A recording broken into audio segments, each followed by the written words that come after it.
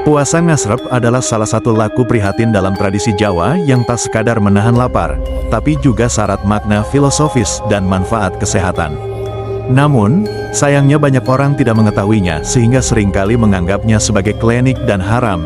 Kata ngasrep sendiri berasal dari bahasa Jawa yang berarti hambar, sepet dan tanpa rasa. Esensi dari puasa ngasrep adalah seperti puasa pada umumnya, yaitu makan saat waktu maghrib datang dan mulai tidak makan minum mulai fajar hingga menjelang maghrib. Hanya saja dalam mengonsumsi makanan dan minuman hanya diperbolehkan yang tidak memiliki rasa. Baik itu rasa manis, asin dan gurih. Bahkan nasi putih pun tidak boleh karena masih ada rasa manisnya atau gula glikogen. Adapun makanan yang diperbolehkan diantaranya adalah dedaunan hambar dan sepet, seperti daun pisang, daun singkong, lengguk dan sayuran hambar, seperti kacang polong, bayam, timun, kol, sawi dan sejenisnya. Minuman pun harus yang hambar atau asrep seperti air putih, teh asrep tanpa gula, kopi asrep tanpa gula.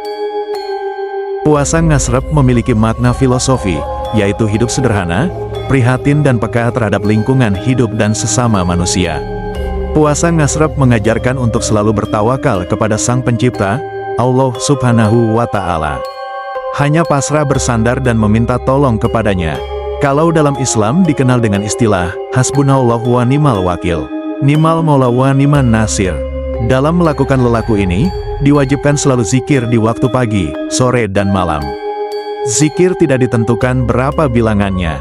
Yang terpenting berzikir sebanyak-banyaknya dan sesuai dengan kemampuan. Untuk bacaan zikir pun bebas. Bisa zikir Asmaul Husna, zikir surat-surat pendek, doa-doa para nabi, bacaan-bacaan rotib dan lain sebagainya.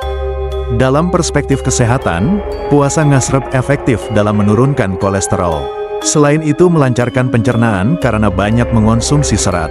Dan yang jarang orang tahu, puasa ngasrep sangat efektif dalam menurunkan ego, emosi dan amarah yang meledak-ledak.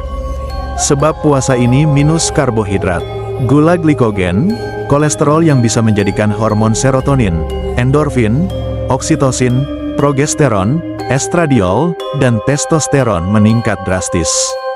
Jadi, terbukti bahwa puasa ngasrep tidak ada unsur klinik, ataupun khurafat dan tidak haram. Karena di dalamnya tidak ada ritual-ritual yang bertentangan dengan nilai-nilai Islam. Bahkan ini sangat bermanfaat bagi kesehatan tubuh, emosi dan spiritual. Bagi kamu yang sudah obesitas bisa dicoba dengan puasa ngasrep. Atau bagi kamu yang emosinya suka meledak-ledak, bisa juga dengan terapi ini.